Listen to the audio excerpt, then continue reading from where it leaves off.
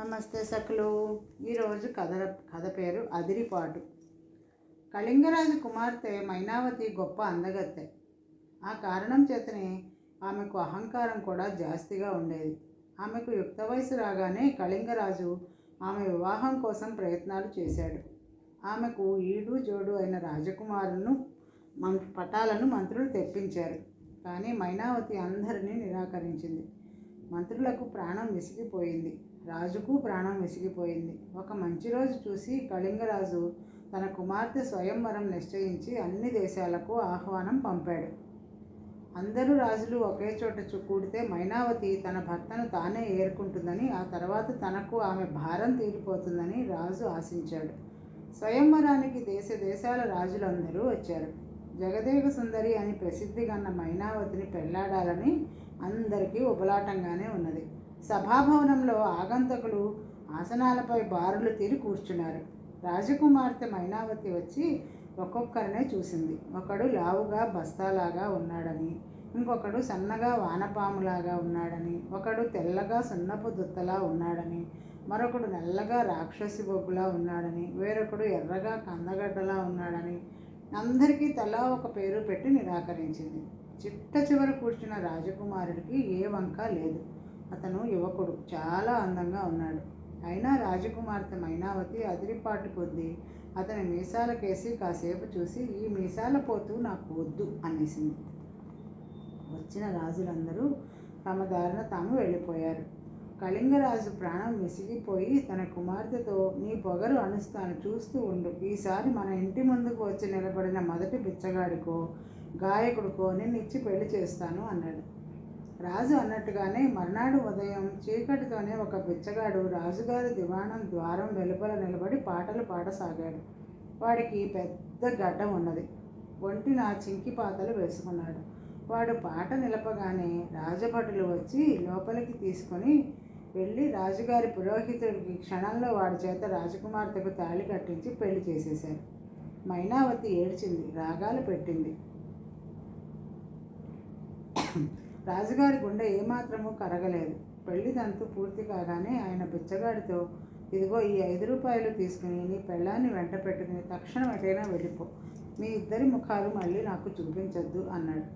జారిపోయిన గుండెతో మైనావతి తన భర్త వెంట బయలుదేరింది. దేవుడి దయ వల్ల ఆ గడ్డంవాడు ఏమాత్రం మొరటు మనిషి కాడు. అది కొంతలో కొంత నయమైందని మైనావతి అనుకున్నది. వారు కొంత దూరం వెళ్ళాక ఒక అడవి వచ్చింది. ఈ అడవి అంతా ఎవరి రాజ్యంలోది అని మైనావతి భర్తను అడిగింది. మీసాల పోతంటారే, ఆ రాజుది అన్నాడు గడ్డంవాడు. తర్వాత వారు ఎన్నో పొలాలు తోటలు దాటి ఒక చక్కని నగరానికి వచ్చారు. అవన్నీ మీసాల పోతు రాజుగారివేనని తెలిసినప్పుడు మైనావతి అతన్ని తన భర్తగా వరించినందుకు చాలా పశ్చాత్తాపపడింది. చిట్ట చివరికి ఇద్దరు ఒక పూరి గుడిసె దగ్గరికి వచ్చారు. నన్ను ఇక్కడికి తీసుకొచ్చావేమిటి అని మైనావతి అడిగింది ఆశ్చర్యంగా తన భర్తని. ఇది నా ఇల్లు, ఇక నుంచి మన ఇల్లు అన్నాడు ఆ గడ్డంవాడు. చచ్చినట్టు మైనావతి ఆ గుడిసెంతా శుభ్రం చేసి పొయ్యి వెలిగించి వంట చేసింది. గడ్డంవాడు వెదురు కొనుక్కొచ్చి దాన్ని చీల్చి బుట్టలు అల్లడం నేర్పి ఆమెకు పని కల్పించాడు. ఆ పని మూలంగా ఆమెకు వేళ్ళు నొచ్చాయి. పోనీ అయితే కుట్టు పని చేయి అన్నాడు. ఆమె బట్టల చిరుగులు కుట్టింది. ఆ సమయంలో వేలికి సూది పుచ్చుకుని బాధ పెట్టింది. తన భార్య దుఃఖించడం చూడలేక గడ్డంవాడు ఆమెకు కుండల దొంతరు ఒకటి ఇచ్చి, వాటిని తీసుకుని పోయి అమ్ముకురా అన్నాడు. ఆమె వాటిని తీసుకుపోయి ఒక చోట పరుచుకుని అమ్మడానికి కూర్చునేసరికి ఒక వేటగాడు చాలా వేగంగా గుర్రం మీద అటు వచ్చాడు. వాడి గుర్రం మైనావతికి తెచ్చిన కుండలన్నిటినీ పప్పుగా తొక్కేసింది. మైనావతి ఏడుస్తూ తన భర్త వద్దకు వెళ్ళి జరిగిందంతా చెప్పింది. నీకు కుండల అమ్మకం కూడా అచ్చి రాలేదు. రాజుగారి వంటశాలలో నీకు పనేమైనా ఇస్తారేమో కనుక్కుంటాను. అక్కడ పనిచేస్తున్న వంటవాళ్లలో నేను ఎరిగిన వాళ్ళు కొందరున్నారు అన్నాడు అతను మైనావతితో. ఇది అన్నిటికన్నా కూడా పెద్ద అవమానంగా ఆమెకు తోచింది. కానీ రాజుగారి వంటశాలలో పనిచేయక ఆమెకు తప్పలేదు. ఆమె పగలల్లా అక్కడ పనిచేసి రాత్రి ఇంటికి వచ్చేటప్పుడు తన భర్తకు తినుబండారాలు వంటకాలు మూట కట్టి ఒడిలో పెట్టుకుని వచ్చేది. ఒక వారం ఇలా గడిచాక రాజభవనంలో ఒక పెద్ద హడావిడి సాగింది. రాజుగారికి పెళ్ళి అన్నారు. పెళ్లి కూతురు ఎవరో తెలియలేదు. మైనావతి ఆ రోజల్లా పనిచేసి రాత్రి ఇంటికి బయలుదేరేటప్పుడు వంటవాడు చావడి అంతా దీపాలతోనూ తోరణాలతోనూ చక్కగా అలంకరించారు. చూసి వద్దాం పద అన్నాడు. ఇద్దరూ చావడికేసి వెళ్ళారు. వాళ్ళు వాకిట నిలబడి తొంగి చూస్తూ ఉండగా ఎక్కడ నుంచో మీసాల పోతూ వచ్చి, ఎవరి మనిషి, తొంగి చూసినందుకు ఒక నృత్యం చేసి మరీ వెళ్ళమను అన్నాడు వంటవాడితో కోపంగా. మైనావతి భయపడుతూ చావిడిలోకి అడుగుపెట్టింది. రాజుగారు సంజ్ఞ చేయగానే వాద్యగాళ్ళు పాట వాయించారు. మైనావతికి నృత్యం చేయడం చేతనవును. అందుచేత ఆమె తనకేమీ ఇష్టం లేకపోయినా విధి లేక నృత్యం ప్రారంభించింది. ఆమె నృత్యం ప్రారంభించగానే ఒడిలో కట్టుకున్న భక్ష్యాల పొట్లాలన్నీ కింద పడ్డాయి. అందరూ గొల్లు నవ్వారు. మైనావతికి అవమానంతో దుఃఖం పొంగుకొచ్చింది. రాజు ఆమె చేయి పట్టుకుని అవతల తన గదిలోకి తీసుకుని పోయి, విచారించుకు, నన్ను గుర్తించలేదా? మీసాల పోతును, గడ్డం వాడిని, నీ కుండలను గుర్రం చేత తొక్కించిన వేటగాడిని నేనే. మీ నాన్నగారికి నేనని తెలిసి నిన్ను నాకు పెళ్లి చేశారు. అందుచేత నీకు ఇప్పుడు జరిగిన నష్టం కానీ వచ్చిన కష్టం కానీ ఏమీ లేదు. మనిషికి అంత అదిరిపాటు పనికిరాదు అని తెలియచెప్పడానికే ఈ నాటకం ఆడాను అన్నాడు. అప్పటికి మైనావతి అదిరిపాటంతా అణకువగా మారిపోయింది. ఆమె భర్తతో సుఖంగా కాపురం చేసి అంత మంచి మనిషి మరొకటి లేదు అని అనిపించుకున్నది. మరొక కథ, దాచిపెట్టిన వీలునామా. ఇది కూడా చైనా దేశం కథ. 500-600 సంవత్సరాల క్రితం చైనా దేశంలోని ఒక రాష్ట్రానికి నీషా చియన్ అనే రాజప్రతినిధి ఉండేవాడు. ఆయన బోలెడంత డబ్బు, ఇళ్ళు, పొలాలు సంపాదించాడు. ఆయనకు షాన్చి అని ఒకడే కుమారుడు. అతని పెళ్ళి అయ్యాక తల్లి చనిపోయింది. ఆ తర్వాత రాజప్రతినిధిని ఉద్యోగానికి రాజీనామా పెట్టి ఇల్లు పొలాలు చూసుకోసాగాడు. నాన్నగారు, మీరు పెద్దవారైపోయారు కదా, హాయిగా విశ్రాంతి తీసుకోండి, వ్యవహారాలు చూసే పని నాకు వదిలేయండి అన్నాడు షాన్చి. నా బొందెలో ఊపిరి ఉండగా నా వ్యవహారాలు మరొకరు చూడటమేమిటి అన్నాడు ఆయన. అంతటితో పోనీయక కొడుకుకి ఏమాత్రం సహించరాని మరొక పని కూడా చేశాడు. ఆయన ఒకనాడు గ్రామం వెంబడి షికారుగా నడుస్తూ ఉండగా రేవు వద్ద బట్టలు జాడించుతూ ఒక 16 ఏళ్ల పిల్ల, ఆమె అమ్మమ్మ కనిపించారు. ఆ పిల్ల పేరు మేయి. ఆమెకు చిన్నతనంలోనే తల్లిదండ్రులు పోగా పేదదైన అమ్మమ్మ దగ్గర పెట్టుకుని సాకుతోంది. మేయికి ఇంకా ప్రధానం జరగలేదు. ఆమెను చూసేసరికి నీకి ఎంతో ముచ్చటయింది. ఆయన ముసలావిడితో మాట్లాడి ఆ పిల్లను తనకిచ్చి పెళ్లి చేయమని, అలా చేసినట్లయితే ముసలిది బతికి ఉన్నంతకాలం సుఖంగా పోషిస్తానని, పిల్ల కూడా గొప్ప ఇంటి యజమానురాలై పదవి పలుకుబడి కలది అవుతుందని చెప్పాడు. ఈ మాటలకు ముసలిది సంతోషించింది. మేయి అభ్యంతరం చెప్పలేదు. మేయిని వయసు మళ్ళిన నీ పెళ్లాడేసి తన ఇంటికి తెచ్చుకున్నాడు. మేయి వయసులో చిన్నదైనా దొడ్డబుద్ధి కలదని నీ సులువుగా గ్రహించాడు. అయితే ముసలితనంలో తండ్రి చేసుకున్న పెళ్లికి షాన్చి కానీ అతని భార్య కానీ నచ్చలేదు. మేయి మాయలాడి అని ముసలివాడిని ఎలాగో బుట్టలో వేసింది అని, ఆమె మూలంగా వంశగౌరవం కాస్త మంట కలిసిపోతుందని వాళ్ళు నానా మాటలు అన్నారు. త్వరలోనే మేయి గర్భవతిగా ఉండి కాలక్రమాన ఒక మగబిడ్డను కన్నది. వాడికి తండ్రి షాన్ షూ అని పేరు పెట్టుకున్నాడు. తనకు తమ్ముడు పుట్టాడని సంతోషించడానికి బదులుగా దుర్మార్గుడైన షాన్చి మళ్ళీ తన సవతి తల్లిపై అభాండాలు వేశాడు. ఆమె కులట అని, షాన్సు నిజంగా తన తమ్ముడు కాడని అందరితోటి అనేశాడు. షాన్సి పేలే కారు కోతలన్నీ తండ్రికి తెలుస్తూనే ఉన్నాయి. కానీ ఆయన పైకి ఏమీ అనలేదు. అంతా కడుపులో పెట్టుకుని ఊరుకున్నాడు. తన ఆస్తిని తమ్ముడితో పాటు పంచుకోవలసి వస్తుందని ఏడుపు మూలంగా ఎప్పటికైనా ఏదో మిష మీద ఆ పసివాడికి ద్రోహం చేసే ఉద్దేశంతో షాన్చి ఇలాంటి ప్రచారం చేస్తున్నాడు అని కూడా ఆయన గ్రహించాడు. షాన్ షూకు 5 ఏళ్ళు నిండగానే వాడిని ఒక పంతులు గారి దగ్గరకు పంపారు. ఆ పంతులు గారి దగ్గరే షాన్చి కొడుకు కూడా చదువుతున్నాడు. తన కొడుకు తమ్ముడు ఎక్కడ సఖ్యత ఏర్పడిపోతుందో అని షాన్చి తన కొడుకును ఆ బడి మాన్పించి మరొక పంతులు గారి దగ్గర పెట్టాడు. ఇది చూసి నీ మండిపడి కొడుకును గట్టిగా మందలించుదాం అనుకున్నాడు. కానీ దుర్మార్గుడితో మాట్లాడి ప్రయోజనం లేదని ఆ ఉద్దేశం మానుకున్నాడు. తర్వాత కొద్ది రోజులకే నీ పక్షవాతం వచ్చి పడిపోయాడు. వైద్యుడు వచ్చి చూసి పక్షవాతానికి మందు లేదు, ఇలాగే కొంతకాలం మంచంలో తీసుకుని తర్వాత పోవలసిందే అన్నాడు. షాన్చి తండ్రిని చూడడానికి వచ్చి ఆయన ఇక లేచి తిరిగే అవకాశం లేదని తెలుసుకుని తన అధికారం సాగించని ఆరంభించాడు. అప్పుడే తాను ఇంటి యజమాని అయిపోయినట్లు అయిన దానికి కాని దానికి నౌకర్లను కొట్టసాగాడు. మేయ్ షాన్సులు ముసలాడి మంచాన్ని అంటిపెట్టుకుని దుఃఖించసాగారు. నీ తన అవసాన కాలం ఆసన్నమైందని గ్రహించి ఒకనాడు తన పెద్ద కొడుకైన షాన్చీని పిలిచి అతనికి ఒక పుస్తకం ఇచ్చాడు. ఆ పుస్తకంలో నీ తాలూకా ఆస్తి వివరాలన్నీ ఉన్నాయి. ఆయన తన పెద్ద కొడుకుతో, షాన్షు 5 ఏళ్ల పసివాడు, కొంతకాలం వాడు ఎవరో ఒకరి పోషణలో ఉండాలి. వాడి తల్లి కూడా పొలాలు పుట్రాలు చూసుకోదగినంత ఈడు కలది కాదు. అందుచేత ఆస్తిలో వాళ్ళకి ఇప్పుడు నేను వాటా ఇవ్వడం లేదు. అంతా నీ పరమే చేస్తున్నాను. షాన్షు పెద్దవాడయ్యాక వాడికి పెళ్లి చెయ్యి. వాడికి ఒక చిన్న ఇల్లు, 10 ఎకరాల పొలము ఇవ్వు. లేకపోతే వాడు ఇంటికి తిండికి ఇబ్బంది పడగలడు. ఈ విషయాలన్నీ ఈ పుస్తకంలో రాసి పెట్టాను. మీరు విభాగాలు పడటానికి ఇది ఆధారంగా ఉంటుంది.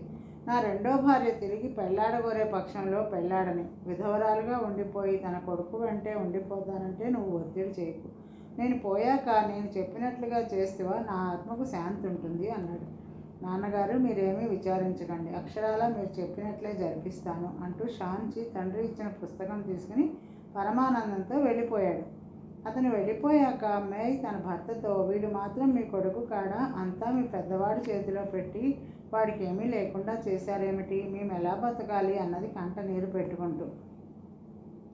నీకు తెలియదు, షాన్చీని నమ్మడానికి లేదు. ఇప్పుడు నేను ఆస్తిని ఇద్దరికీ సమానంగా పంచానంటే వాడు చిన్నవాడి ప్రాణాలు తీసివేయగలడు. అంతా వాడి మొహానే కొడితే వాడికి అసూయ పుట్టదు. నువ్వు కూడా చిన్నదానివే కనుక పిల్లవాడి పోషణ భారం షాన్చీ పైన పెట్టు. నేను పోయాక నువ్వు ఇక్కడే ఉండి కష్టాలు పడకు. తగిన భర్తను చూసుకుని మళ్ళీ పెళ్లి చేసుకుని యావజ్జీవం సుఖంగా ఉండు అన్నాడు. మాది కూడా పరుగుగల వంశమే. నేను మళ్ళీ పెళ్లి చేసుకుని నా కొడుక్కి దూరం అవుతానా? కష్టమో సుఖమో పిల్లవాడి వెంటే ఉంటాను అన్నది మేయ్. ఆమె అభిప్రాయం మార్చుకోదని రూఢి చేసుకుని ఆమెతో, అలా అయ్యే పక్షంలో నీకు నీ కొడుక్కి ఏ లోటు లేకుండా చేస్తాను అంటూ తన తలగడా కింద నుంచి ఒక చుట్ట పైకి తీసి ఆమె చేతికి ఇచ్చాడు. ఇది ఏమిటి అని అడిగింది మేయ్. ఇది నా చిత్తరు, అంటే ఫోటో. అందులో ఒక రహస్యం ఉన్నది. ఎవరికీ చూపకుండా దీన్ని నీ వద్ద దాచుకో. నీ కొడుకు పెరిగి పెద్దవాడయ్యాక వాడికి షాన్చి సహాయం చేయకుండా ఉన్నట్లయితే ఈ ప్రాంతాలకు తెలివి గలవాడు, న్యాయబుద్ధి గలవాడు అయిన న్యాయాధికారి వచ్చినప్పుడు ఆయనకి ఈ ఫోటో చూపించి ఫిర్యాదు చేయి. ఈ బొమ్మను శ్రద్ధగా చూసినాక ఆయన నీకు నీ కొడుక్కి సుఖంగా జరిగిపోయేలా తీర్పు చెప్తాడు అన్నాడు. తర్వాత కొద్ది రోజులకి పోయాడు. తండ్రి చావగానే షాన్చి తాళవ చెవులను స్వాధీనం చేసుకున్నాడు. ముసలివాడి అంత్యక్రియలు పూర్తయ్యాక ఇల్లు మరమ్మత్తు చేసే పని మీద తన సవతి తల్లిని, సవతి తమ్ముడిని వాళ్ళ గదుల్లో నుంచి కదిలించి దొడ్లో ఉండే 3 గదుల కుటీరంలో వారికి నివాసం ఏర్పాటు చేశాడు. వాళ్లకు చాకరీ చేయడానికి ఒక చిన్న పిల్లను మాత్రమే ఇచ్చాడు. రోజువారికి కావలసిన బియ్యం మటుకు పంపేవాడు. కూర నార పంపేవాడు కాదు. కూరలకు ఇతర ఇంటి ఖర్చులకు అవసరమైన డబ్బు మేయ్ కుట్టు పని చేసి సంపాదించేది. షాన్చి తన మనుషుల్లో ఒకరిని సవతి తల్లి వద్దకు పంపి ఆమె తిరిగి పెళ్లాడితే బాగుంటుంది అని చెప్పించాడు. మనువులు కుదిర్చేవాళ్ళని కూడా ఆమె వద్దకు పంపించాడు. తాను చచ్చినా తిరిగి పెళ్లాడనని మేయ్ అందరితోనూ చెప్పేసింది. ఆ తర్వాత షాన్చి ఆమెను గురించి, ఆమె కొడుకుని గురించి పట్టించుకోవడం మానేశాడు. ఏళ్ళు దొర్లిపోయాయి. షాన్షుకి 14 ఏళ్ళు వచ్చాయి. ఒకనాడు వాడు తన తల్లితో, అమ్మ, నాకు సిల్కు బట్టలు కుట్టించు అన్నాడు. డబ్బులు లేదు అన్నది తల్లి. మా నాన్న రాజప్రతినిధి, ఉన్నది ఇద్దరమే కొడుకులం. అన్నకు అంత డబ్బుంటే నాకు కొత్త బట్టలకు డబ్బులు ఎందుకు లేకపోవాలి? నీ దగ్గర లేకపోతే అన్నను అడుగుతాను అన్నాడు. తల్లి అలా ఎన్నడూ చేయవద్దు అన్నది. అందుకని వాడు తల్లికి తెలియకుండా అన్న వద్దకు వెళ్ళి, నాన్న చాలా గొప్పవాడు, నేను వేసుకునే బట్టలు చూసి అందరూ నవ్వుతున్నారు. అన్న, నాకు కొంత సిల్కు ఇప్పించు, కొత్త బట్టలు కుట్టించుకుంటాను అన్నాడు. కొత్త బట్టలు కావాలి అంటే నువ్వు మీ అమ్మని అడుగు అన్నాడు షాన్చి. ఆస్తి చూస్తున్నది నువ్వే కదా, మా అమ్మ కాదే అన్నాడు షాన్షు. పెద్దవా, నువ్వు బట్టలు అడగవచ్చావా, భాగం అడగవచ్చావా? ఆస్తి నాది, నా పిల్లలది, మధ్యలో నువ్వెవడివి అంటూ తమ్ముడు నెత్తిన గట్టిగా మొట్టాడు షాన్చి. నెత్తి బొప్పి కట్టి ఏడుస్తూ కుర్రవాడు తల్లి దగ్గరికి పోయి జరిగిందంతా చెప్పాడు. వెళ్ళవద్దన్నాను కదా, నీకు జరగవలసిందే మరి అంటూనే తల్లి కొడుకు తల నిమిరి తన కన్నీళ్లతో తడిపింది.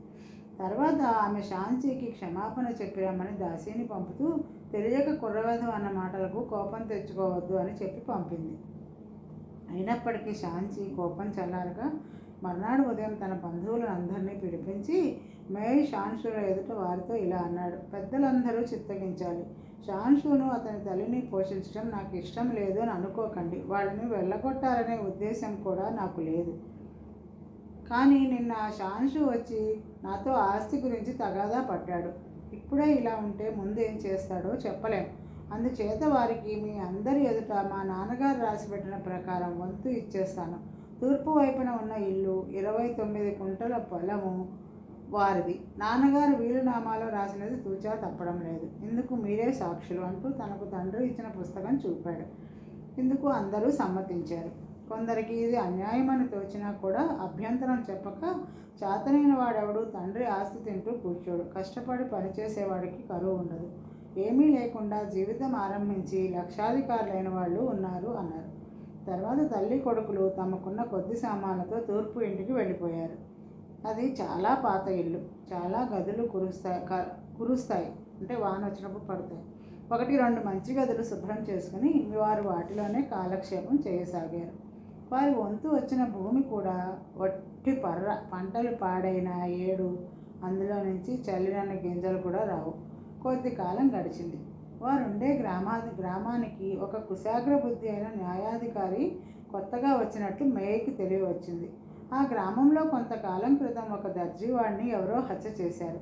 దర్జీవాడి భార్య గ్రామంలోని ఒక మనిషి పైన హత్యా నేరం మోపి పాత న్యాయాధికారి వద్ద ఫిర్యాదు చేసింది. ఆ న్యాయాధికారి ఆ ఆరోపణను నమ్మి ముద్దాయికి మరణశిక్ష విధించాడు. ఇందులో ఈ కొత్త న్యాయాధికారి వచ్చి అసలు హంతకుణ్ణి యుక్తిగా కనిపెట్టి నిర్దోషి అయిన ముద్దాయిని విడిచిపెట్టాడు. ఆయన్ను అందరూ మెచ్చుకున్నారు.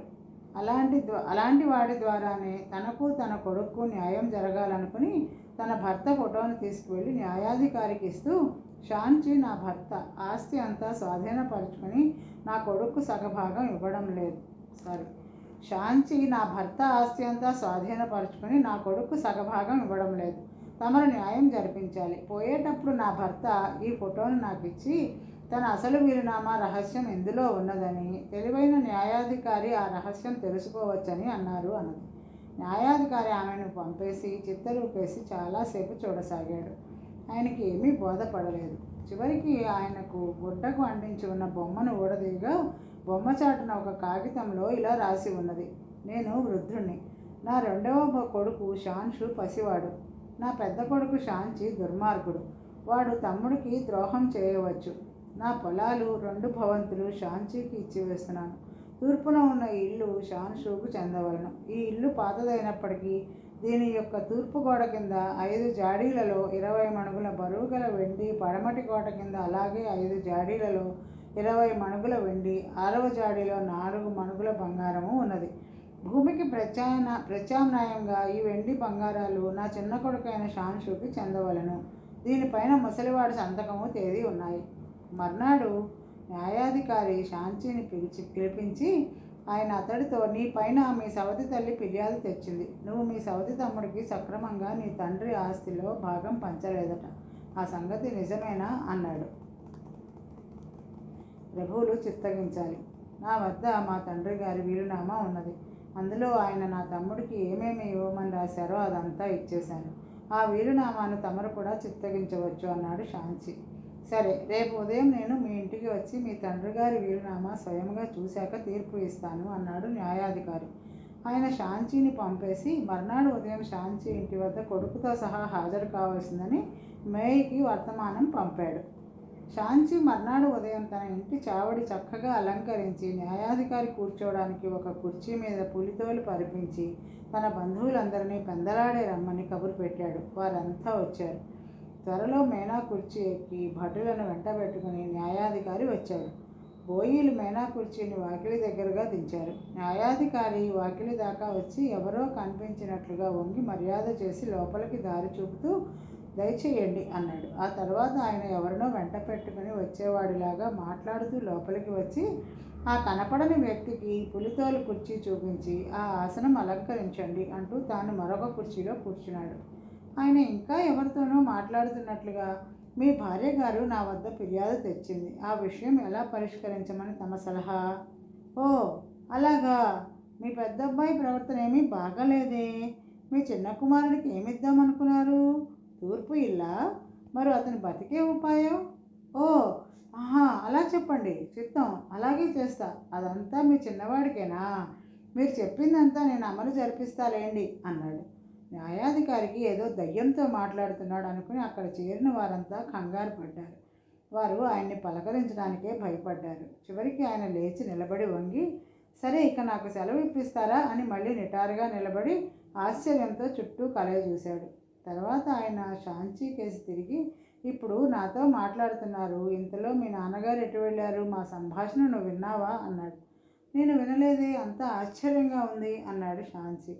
ఎత్తు మనిషి, కోలమొహం, దవడ ఎముకలు ఎత్తుగా ఉంటాయి, బాదంకాయ కళ్ళు, పొడుగాటి కనులు, పెద్ద చెవులు, పల్చటి తెల్ల గడ్డం, అధికారులు ధరించే టోపీ పెట్టుకున్నారు, నల్లటి బూట్లు, ఎర్రని లుంగి, నడుముకి బంగారు పట్టి పెట్టుకున్నారు. ఆయన రాజప్రతినిధి అన్నాడు న్యాయాధికారి. బతిగుండగా అచ్చు అలాగే ఉండేవారు అన్నారు బంధువులు. న్యాయాధికారి వర్ణించింది ఫోటో ఆధారంగానే, కానీ ఆ సంగతి ఎవరికీ తెలియదు. చచ్చిపోయిన మనిషి కనిపించాడని అనుకున్నారు. మీకు 2 ఇళ్ళు, తూర్పున మరొక ఇల్లు ఉందిటి కదా, ఆ ఇంటి దగ్గరికి పోదాం, అక్కడ మిగిలిన విషయాలు చెప్తాను అన్నాడు న్యాయాధికారి. షాంచి ఆయనను వెంట పెట్టుకుని తూర్పు ఇంటికి వెళ్ళాడు.